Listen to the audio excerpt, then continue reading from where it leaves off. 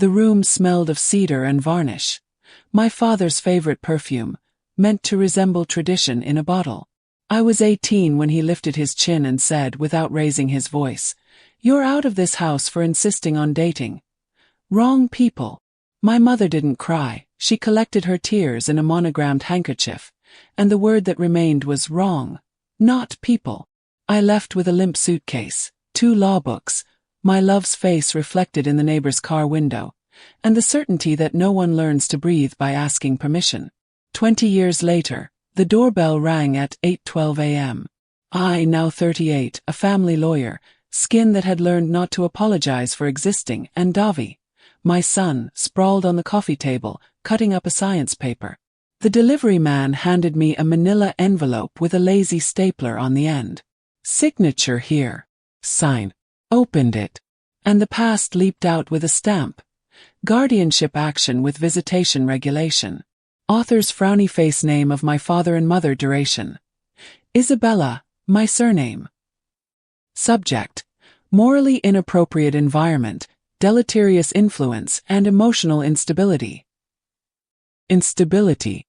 They were always good at using medical-sounding words to hide moral diagnoses.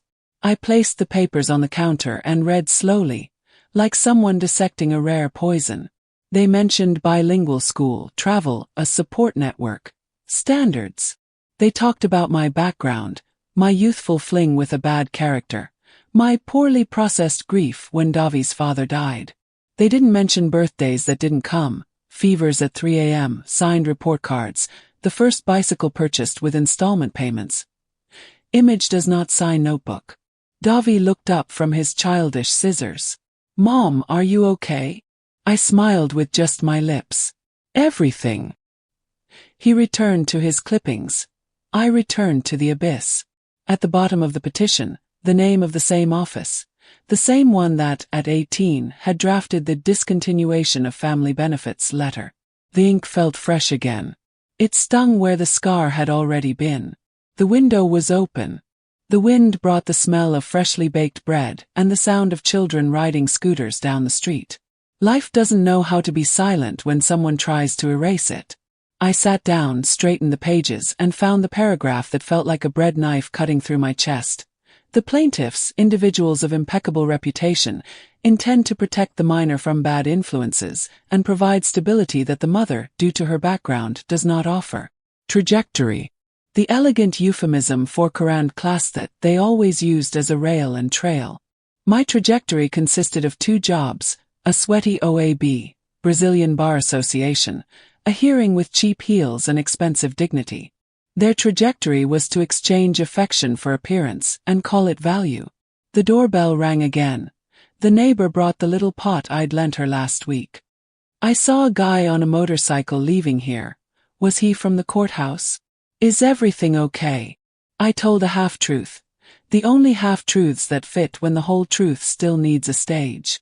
She squeezed my arm. "If you need me, I'm here." I kept the ringing like someone who keeps a receipt. I went back to the petition and saw the word injunction flashing like a siren. They were requesting provisional custody, as a matter of urgency. I felt a silent rage, the kind that doesn't ignite, but illuminates.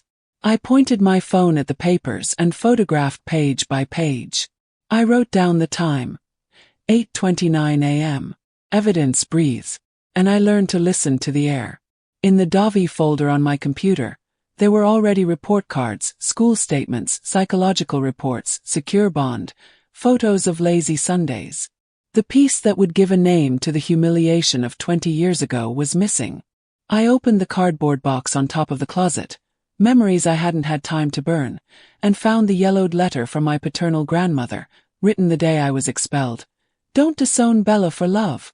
What's shameful isn't the boy, it's the lack of love." It was never read. It was never answered. Today it would be joined.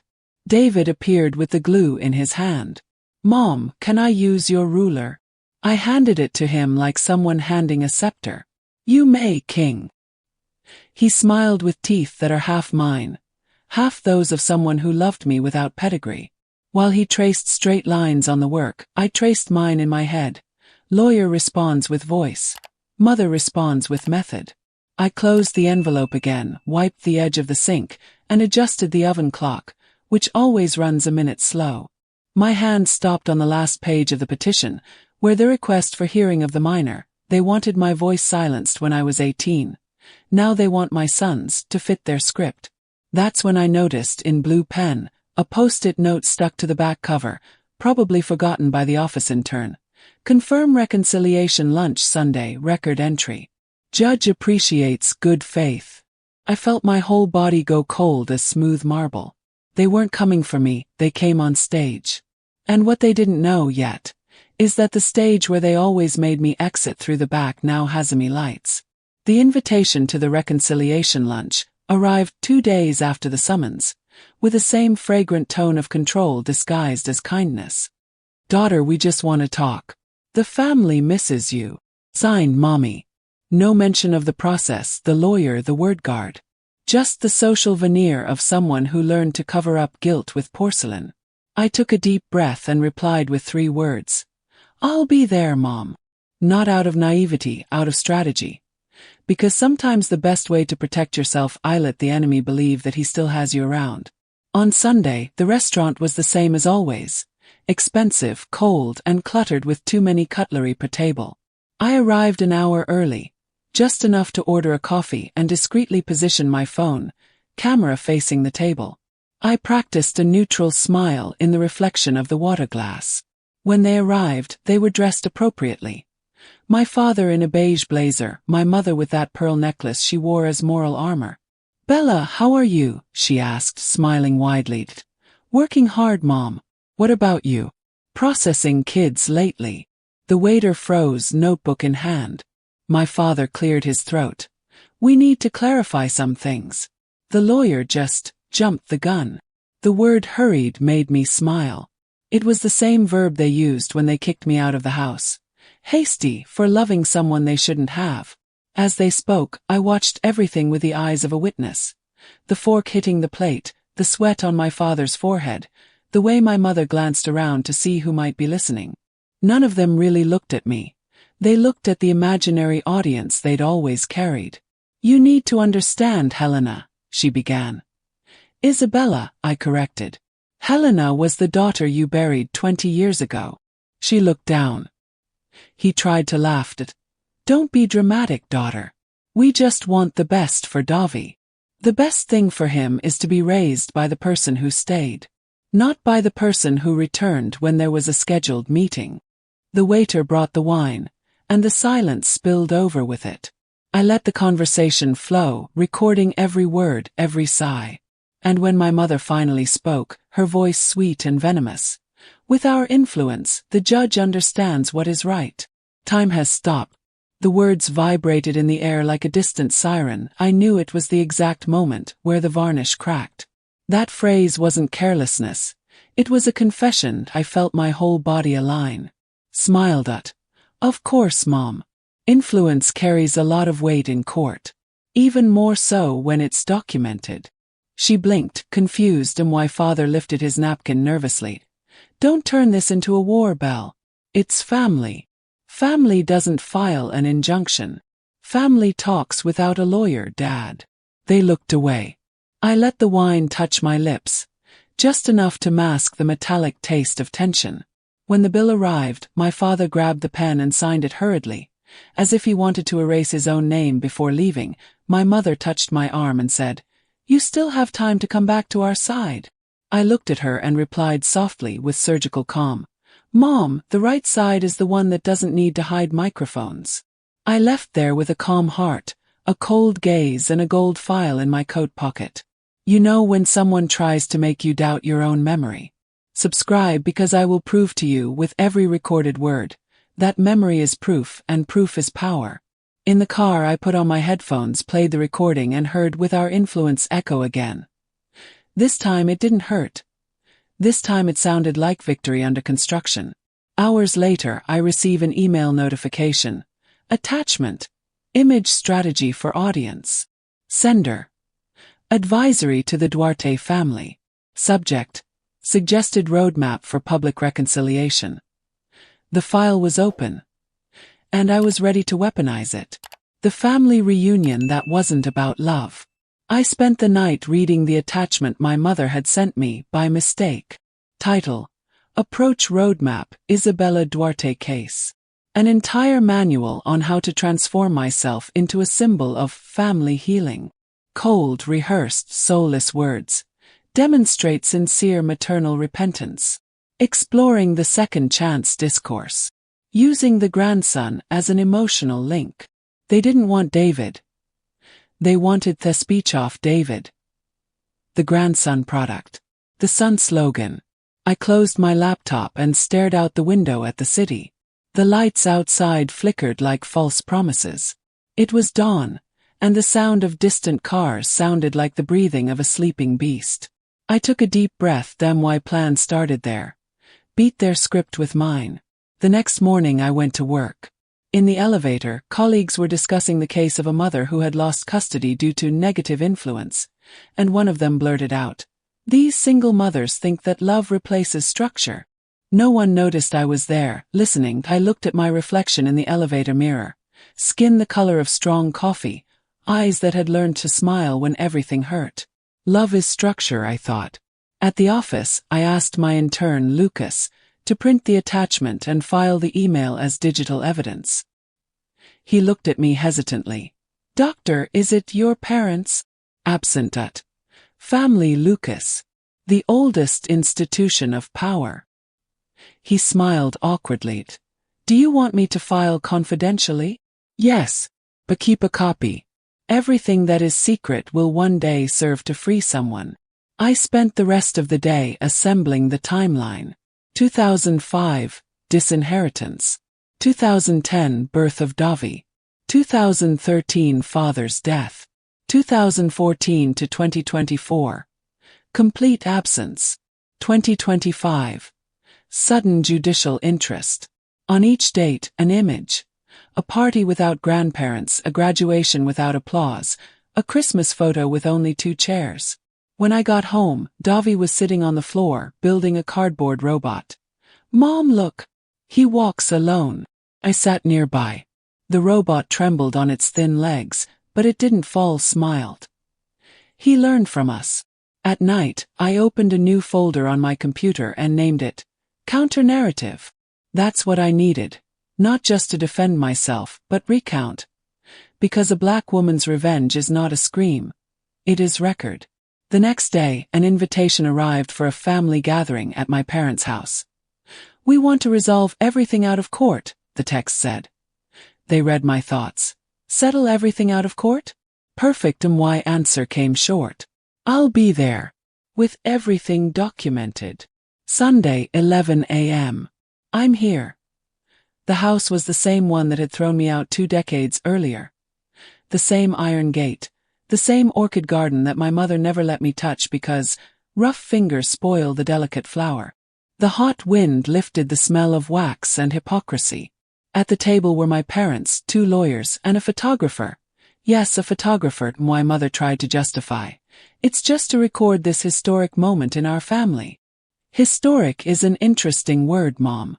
It often appears in petitions and headlines. My father cleared his throat. "We are willing to review everything, daughter, including the process." I folded my hands and replied, "Great. Let's start by recognizing what motivated the process." He hesitated, looked at his mother. "You always made complicated choices." "Complicated like which?" "Study. Raise my son. Work twice as hard. Or love a black man and get kicked out for it." The silence was dry. None of them expected me to say, "black." The word pierced the air like a confession, and my mother looked away. The photographer lowered the camera. I breathed slowly. "If you want reconciliation, start calling things by their name. The name of what they did to me is family racism. The name of what they are trying to do now, image review." My father stood up, nervous. "You're exaggerating, Isabella." "No, Dad. I'm just recording it." I took out my cell phone and took a picture of the table. Glasses, documents, and their faces trying to look calm. You know what's ironic? 20 years ago, I left this house with a suitcase and a love. Today, I return with proof and a plan. I got up, straightened my blazer and said before leaving, "You wanted a family reunion. Well, it's just begun, and it will be public." Paperclip cliffhanger. When I got home, my cell phone vibrated, an anonymous message. "They're preparing a press conference about you. Be careful." I smiled to myself. They forget that now I'm the one who writes the agenda. 3 days after the meeting, the press conference was announced. Magazine article. Duarte family seeks reconciliation with daughter after 2 decades of estrangement. In the photo, my parents are framed by the marble balcony, their eyes repentant, the text praising their capacity to forgive me. Reduced to one line. The lawyer daughter, known for her strong temperament. Firm temperament. Another polite way of saying, black woman who doesn't lower her head. I closed my laptop and felt my stomach churn. It wasn't anger, it was clarity. Their narrative was ready. That of choreographed regret, mine started there. That same day, I received an unexpected call. "Dr. Isabella? This is reporter Rafael Mendez, from Legal Tribune. I wanted to hear the other side." Smile without showing your teeth. The other side doesn't give interviews. The other side keeps records. I hung up, opened my counter-narrative folder, and started the Duarte dossier. Each test, an act. Every silence, a document. That night, I set up the kitchen table like someone preparing an altar.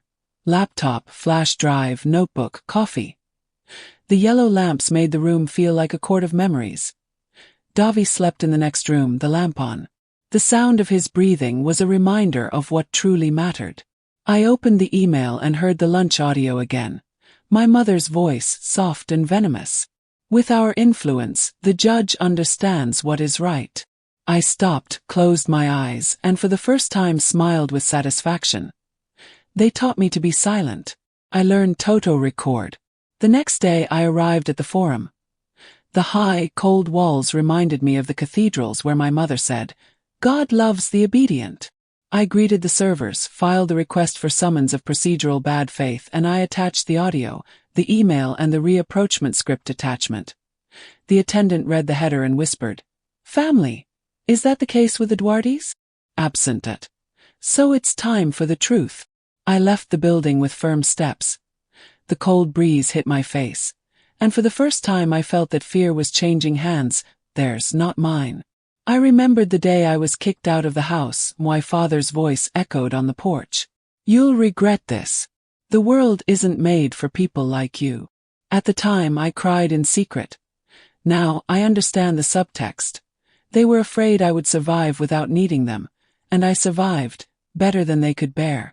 On Friday, my intern walked into the room with a distressed look on her face. "Doctor, your father came here." "Here?" "Yes. He asked to see your disciplinary record." I laughed softly. "And what did you do?" "I recorded it." She held out her cell phone, and there he was, his voice arrogant, asking, "Is this girl balanced? Is she emotionally stable?" My blood ran cold for 2 seconds. Then it warmed with pride. One more proof. Came home late. Davi was sleeping on the couch, hugging the cardboard robot. I looked at him and thought, they never understood that I lost nothing. I gained everything. I picked up my cell phone and sent a message to my journalist friend. "If they publish another false article, let me know. I have audio recordings that change the tone of forgiveness." She replied, "Do you want to publish?" "Not yet. I want you to see it in court first." The next day, the doorman handed me another envelope. Inside, a handwritten letter on old paper to sender's name. Lucia Duarte, my grandmother. Data, 2005. The first words trembled. "Don't let Isabella leave. She's the heart of this house." The letter had never been delivered, and now, almost 20 years later, she was coming back to me, as if time itself had decided to bear witness. I held my grandmother's letter like someone holding a piece of breath. The paper smelled of an old cabinet and of the memory time had tried to hide. The letters were shaky, written in blue pen, and each word seemed to beg forgiveness for someone who never had the courage to say it out loud. "Don't let Isabella leave. She is the heart of this house. Her love is the only true thing left within these cold walls. The next lines were blurred, perhaps from tears or from shame. She said she begged my father not to kick me out. She said my mother cried but chose silence. They are afraid of what they don't understand, my granddaughter. Afraid of the color that shines where they only see shadow. I sat on the bed and cried softly, as if saying goodbye to an old pain. The letter was what was missing. Proof that love existed, even if it was muffled. That night I went to Davi's room. He was sleeping, his small body wrapped in the blue blanket, his face serene. I placed the letter beside his bed, as if it were a blessing passed down from generation to generation. I whispered, "You won't grow up thinking you have to apologize for who you are." The next morning, I arrived at the courthouse with the letter in hand. I asked the clerk to attach it to the case file. He read the header, looked up and said, "Is she your grandmother?" She was. The only one who tried to hold me when everyone else was pushing me. He nodded respectfully. That moment I realized I was no longer fighting alone. You know that feeling of carrying the weight of your family's silence on your back? Hearing you're overreacting when you try to defend yourself? If so, like this video, and tell me in the comments, what was the most painful sentence you were made to believe? Your story can also turn around living proof of resistance. I came home and found an unexpected gift in my email inbox. A copy of a document sent anonymously. Subject: Image training for the Duarte case. Final version. It was a script of speeches for the audience. There were pre-made phrases. The daughter is emotionally unstable. Family life is necessary to correct traumas. The grandson needs appropriate references for behavior and conduct. Every line reeked of racism, warmed over in legal jargon. They didn't want custody of David. They wanted to educate his blood. I stared at the document for long minutes, feeling my heart beat like a dull drum. It was all there. Proof of the plan, the contempt, the manipulation. Damn my father, the man with a reputation, and my mother, the woman with a practiced smile. Now the mask was on paper. I sent the file to my lawyer with a short message. Attach it as a new document. And reserve a seat in the hearing for the press. At the same time the answer arrived. Are you sure you want exposure? I want justice. The exhibition is theirs. At night, while washing the dishes, Davi came into the kitchen with a tablet in his hand. Mom, why are my grandparents on TV? My heart froze. There they were on a talk show talking about second chances, family values, and the right to a healthy coexistence. And the presenter ended the segment with a phrase that hurt like a hot iron. The daughter. The lawyer. A strong woman, but with a difficult temperament. I looked at Davi. He was watching me, confused. They lied, didn't they? They lied, son. But the truth has a set date to come out. I left the sink running, the suds running down like the time they wasted trying to diminish me. I clutched the phone in my hand and muttered to myself, "You wanted a show? You'll get it." But with my script. On Sunday night, I received a notice from the court. Hearing scheduled, 9 a.m., room 3, public access. Smile.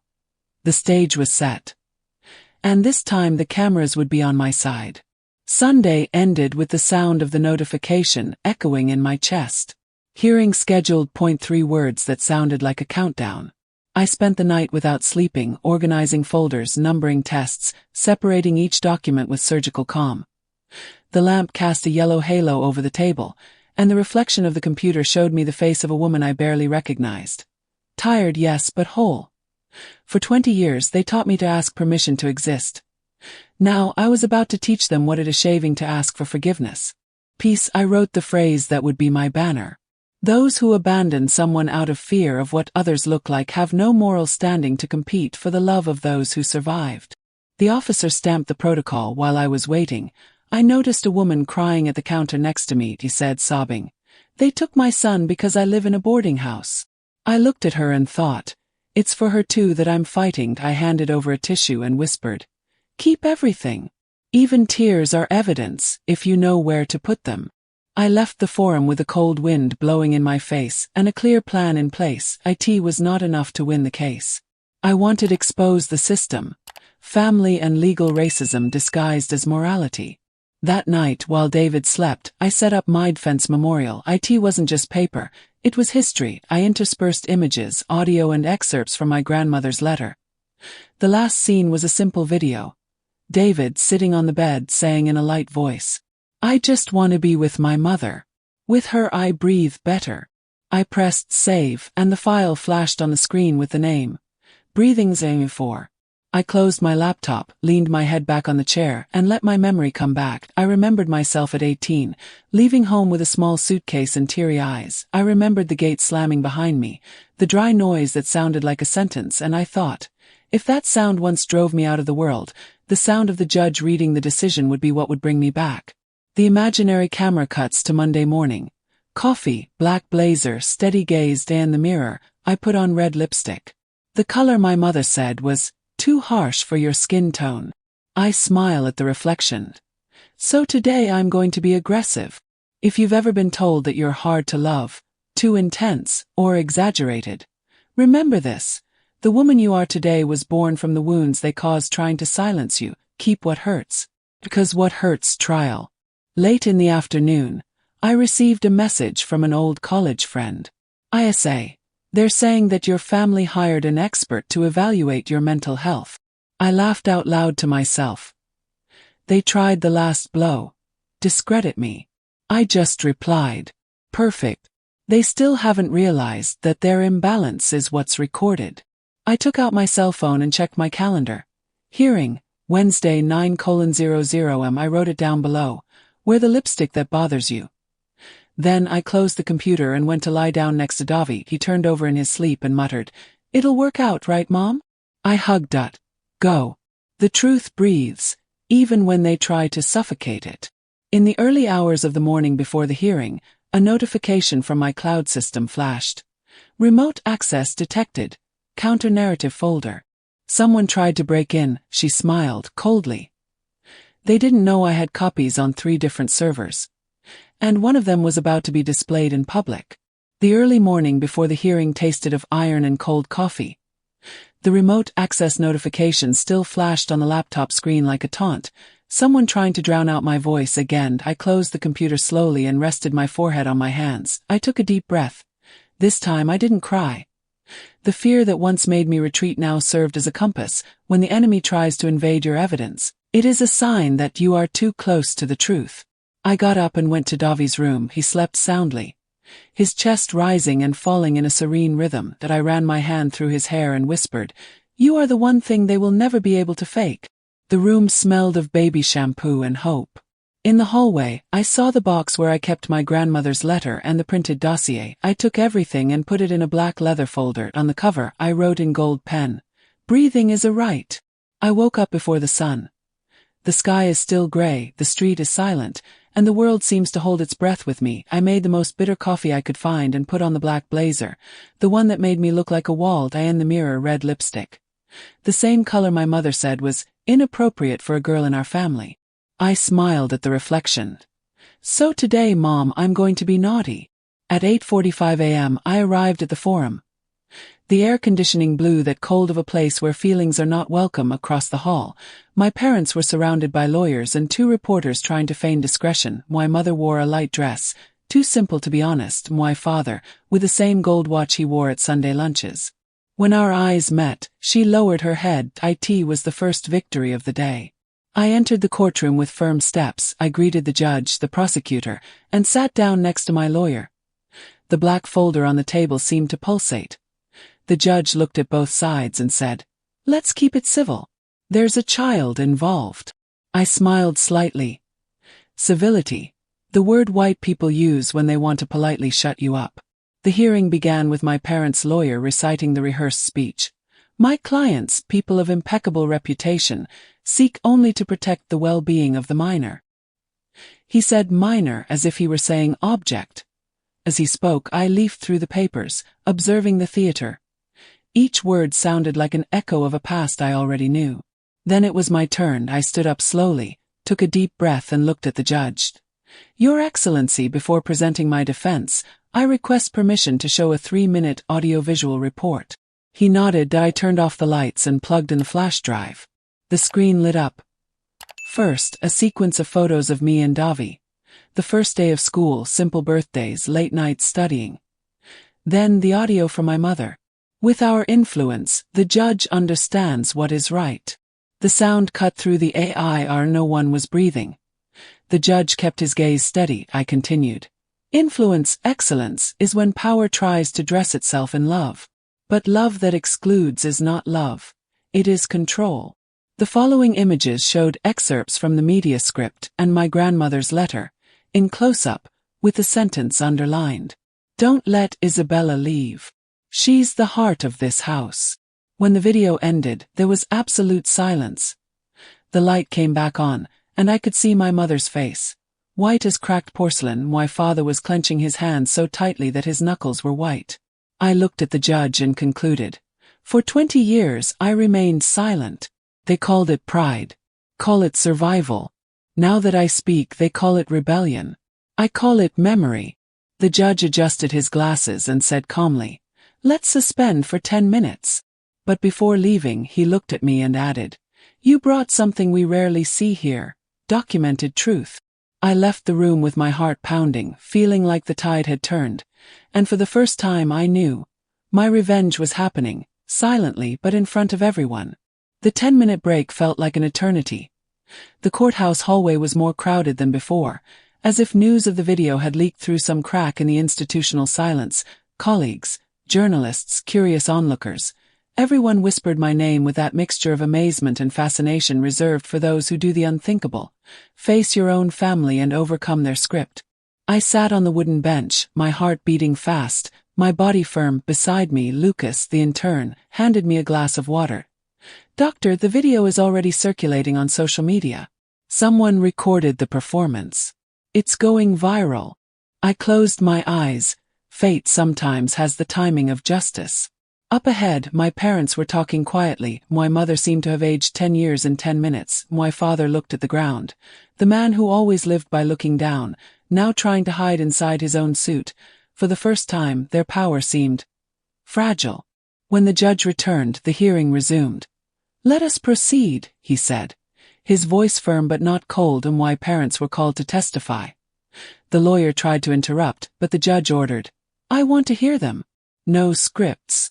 My mother adjusted her necklace, the same one she wore at charity events, interviews, and self-promotional dinners. "We just wanted the best for our grandson," he said. "The best?" I asked, unable to contain myself. "Or the one that looks best in the picture?" The judge raised his hand, asking for calm, but did not take his eyes off her. She looked away and began to cry, not out of regret, but out of shame. My father tried to defend. "We did what we thought was right. Society judges, you know how it is." "No, father," I interrupted. "You judged first. Society just applauded." The judge took a deep breath. "Do you have anything else to say, Mrs. Duarte?" She was speechless. And in that silence I felt something breaking, not in me but in them. If you have ever seen power disguise cowardice as care, share that. Because the world only changes when shame stops being a secret. The judge asked for the psychologist's opinion. She stood up, serene, and read the report with the calm of someone carrying a scalpel instead of a sword. The child has a secure bond, emotional stability, and recognizes the mother as a reference and protective figure. Any attempt at a breakup poses a risk of emotional trauma. Each word fell like a hammer on the veneer of the exemplary family. My mother stared at the floor. My father was muttering something inaudible. The lawyer tried to contain the disaster, but it was too late. The judge asked to hear Davi via video, in accordance with the protected wiretap protocol. The screen lit up, and there he was, sitting in a colorful room, feet dangling, shy smile.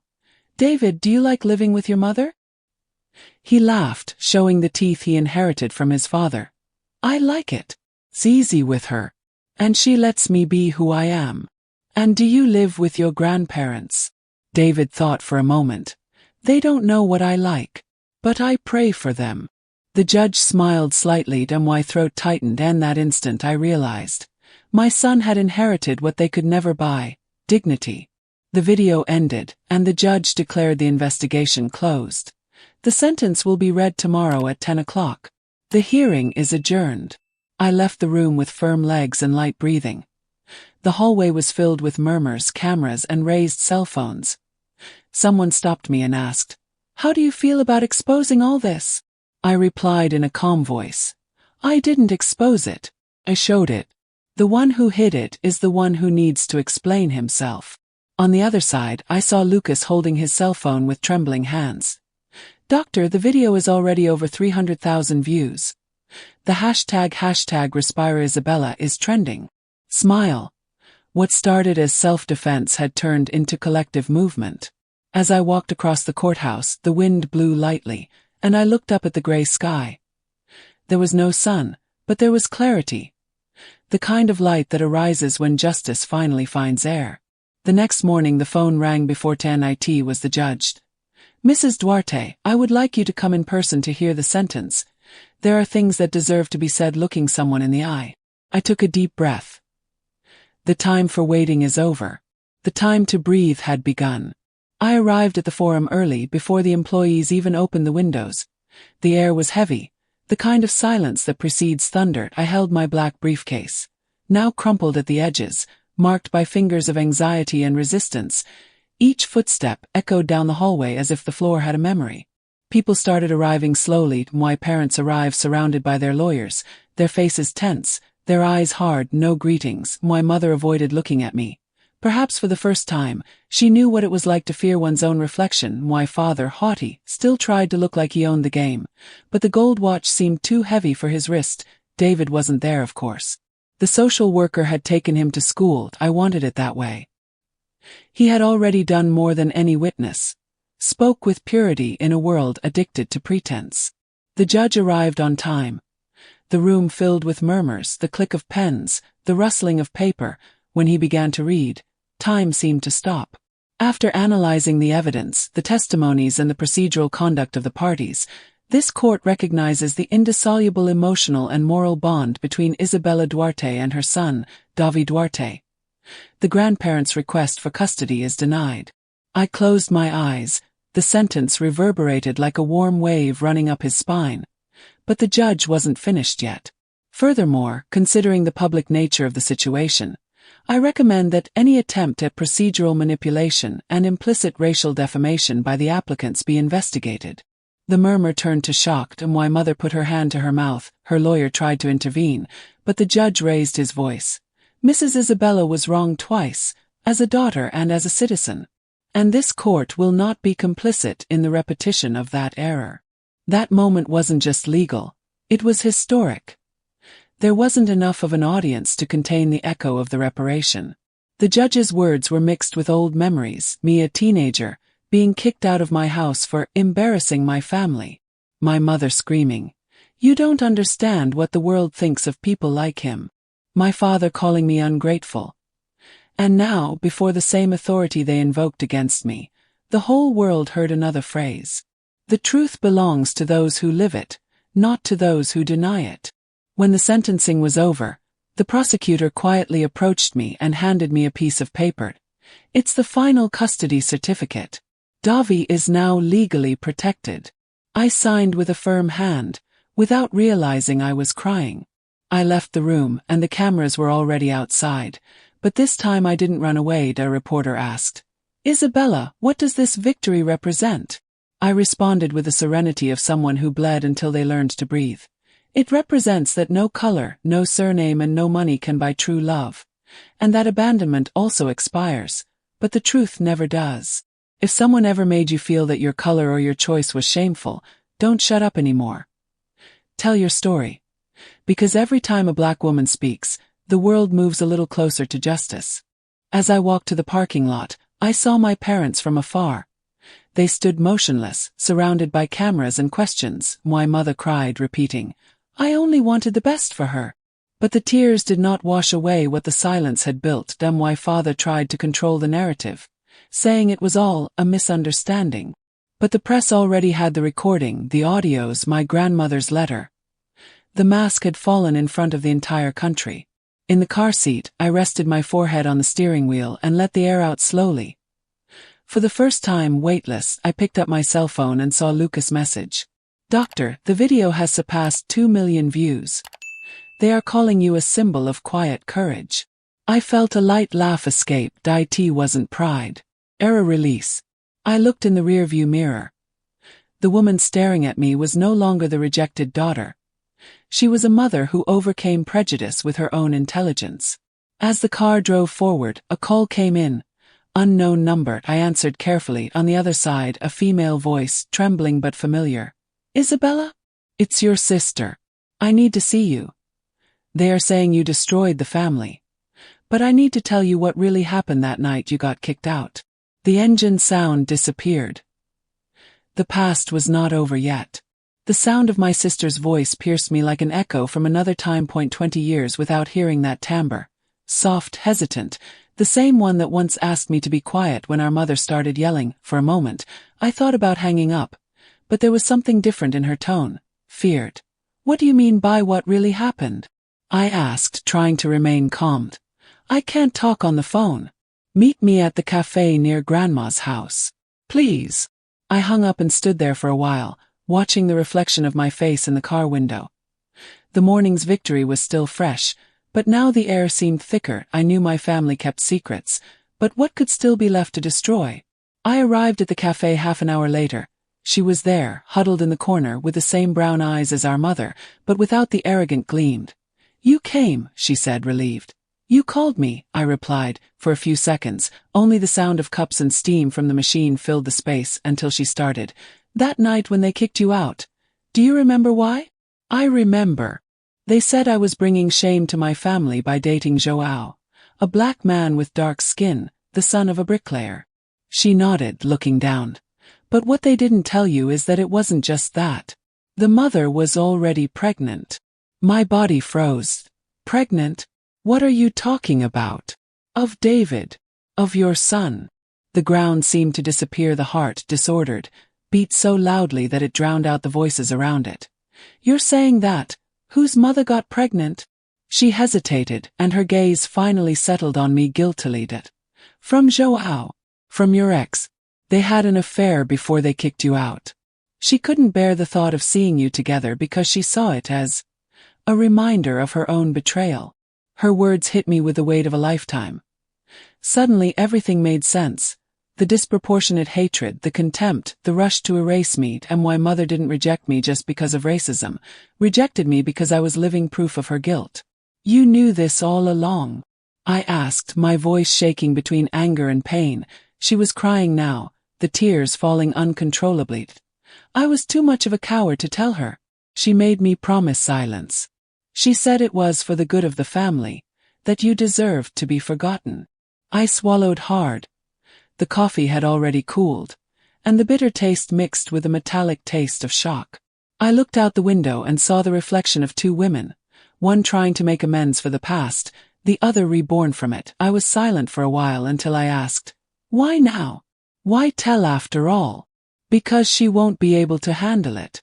The court scandal, the press. She sent me a message saying she's going to run away. But I thought you had a right to know before she tried to disappear. I picked up my phone and saw a notification. Voice message. Mother and my body froze. I opened the audio. Her voice was choked, but still arrogant. Isabella, you won. Congratulations. But you don't know what you destroyed. That I never hated your color. I hated the mirror you made me see. Now I understand. You are what's left of what I wanted to be. Silence. No sound after. My sister looked at me, waiting for a reaction, but there were no tears, just a kind of calm that comes when pain becomes truth. Is she running away? I asked. Yes. He said he was catching a flight tonight. I looked at my watch. It was almost 7.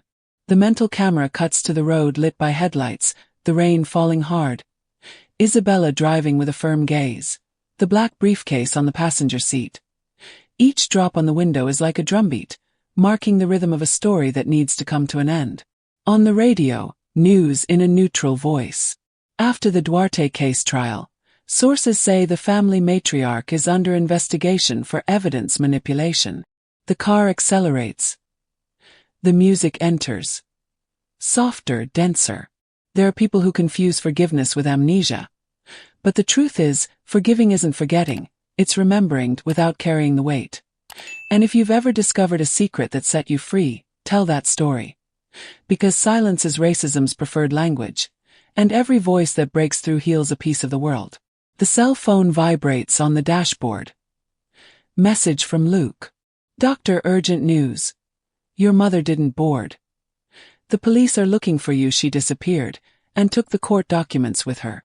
The car continues under the storm. The rearview mirror shows my firm, determined eyes. If she wants to run away, she'll have to face me first. The storm seemed in sync with what I felt inside. The windshield wiper moved quickly, but not quickly enough to illuminate what was ahead. I took the road that led to the family beach house, the retreat my mother always used when she wanted to disappear from the world. The same place where, 20 years before, she had locked me up for a whole night to think about what I had done. This time I came back as a different woman, not the daughter begging to be accepted, but the judge of her own history. I arrived around 10. The gate was ajar, creaking in the wind, lights on, the distant sound of the sea with each step. The gravel beneath my feet seemed to echo like an anxious heart. I knocked on the door. Once, twice. Nothing. I turned the doorknob slowly. Open.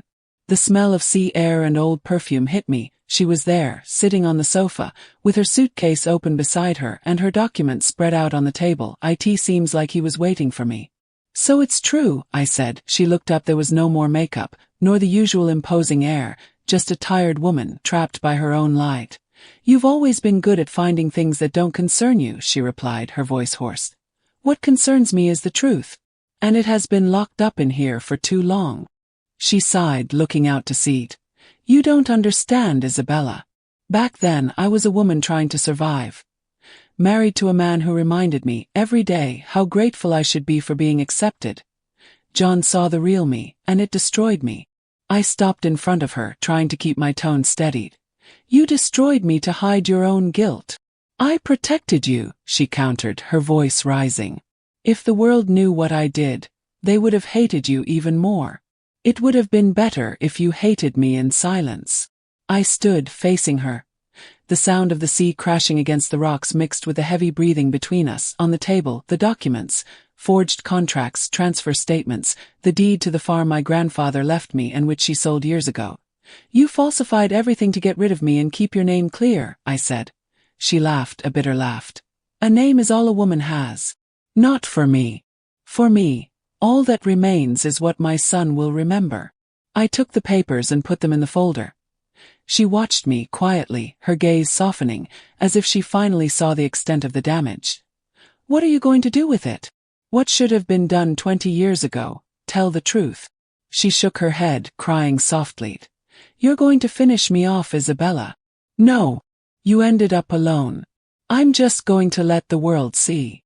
Thunder rumbled outside, lighting her face in flashes. For an instant, I saw the woman she had been, beautiful, elegant, and so caught up in her own fantasies that she mistook power for salvation. I picked up the suitcase, closed it, and said, The police are coming. It's time to answer for what you did. She didn't react, he just whispered, You are more like me than you think. I looked at her, and for the first time I didn't feel angry. The difference, Mom, is that I chose not to hide. Outside, sirens were approaching, red and blue lights reflected in the puddles. The rain was beginning to stop when the agents entered. She just raised her hands, tired, without resistance.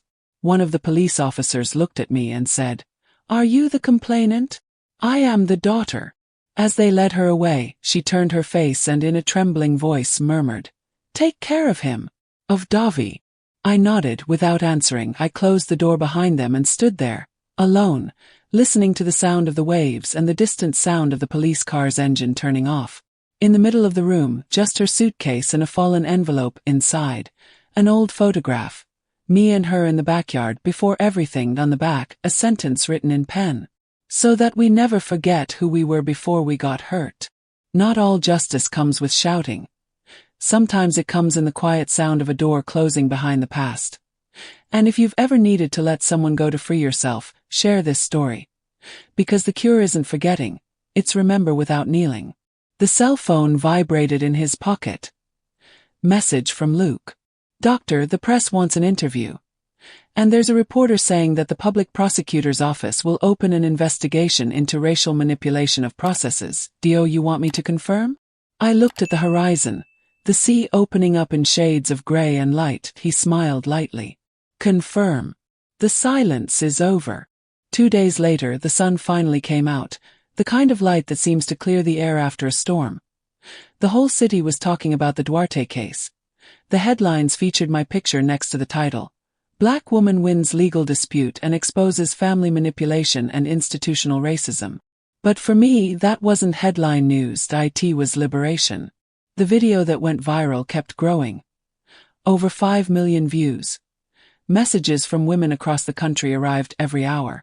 Thank you for saying what I never got to say. You made me believe I can still stand up for myself. I am a daughter of silence, but today I decided to scream.